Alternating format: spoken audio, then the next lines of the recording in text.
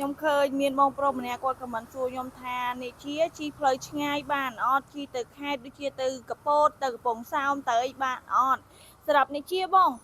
គឺអាចជីបានបងគឺអាចជីបានហើយជីនៅក្នុងលបឿនលឿនក៏បានក៏លបឿនតិចក៏បានហើយបងជីឈប់សម្រាប់ក៏បានឬមួយបងជីដល់រិចទៅល្មងក៏បានដែរត្រឹមខេត្តកពតត្រឹមខេត្តកំពង់សោមព្រៃវែងប៉ោយប៉ែតសៀមរាបអីបងអើយមកឆ្ងាញ់ហ្មងជីតែ3 4ម៉ោងធានាថាដល់ផ្ទះហ្មងដោយសារនេះជាកម្លាំងខ្លាំងបងកម្លាំង 125cc ប្រភេទអូតូប្រភេទជីធន់ល្អមានការធានាច្រើនហើយមានអ៊ីនស៊ូរ៉ែនជូនបងទៀតតម្លៃម៉ូតូត្រឹមតែ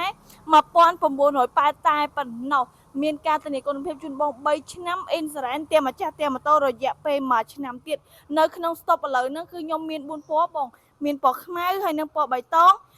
ពណ៌តែផ្កាដប់ឌូហើយនិងពណ៌សមួយទៀតបងសម្រាប់ពណ៌លឿងនេះគឺប្រភេទ025អាប់ឡើងសេរីទៅ026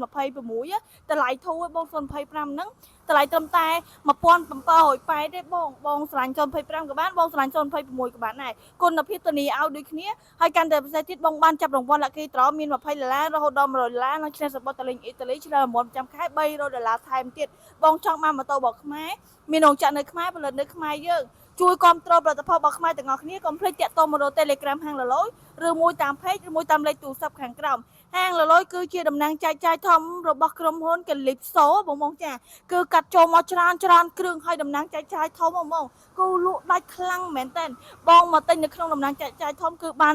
កដោថែមច្រើនបងមានទាំងស្លាកលេខប៊ីយ៉ាទឹកក្រូចសាំងកញ្ចក់អគុយមួយសុវត្ថិភាពនៅបានផ្សេងជាច្រើនមកទៀតហើយហាងលលយមិនមែនមានតែត្រឹមទិញលុយសុទ្ធទេបងអាចបង់រំលោះក៏បានឬមួយបងអាចយកម៉ូតូនឹងទៅលក់បន្តក៏បានដែរដល់គ្រាន់បងតាក់ទងមករកខាងហាងលលយតាម Page តាម Telegram មកបានណាបងចំណងព័ត៌មានច្បាស់ជាងនឹងអាចតាក់ទងមកបានបង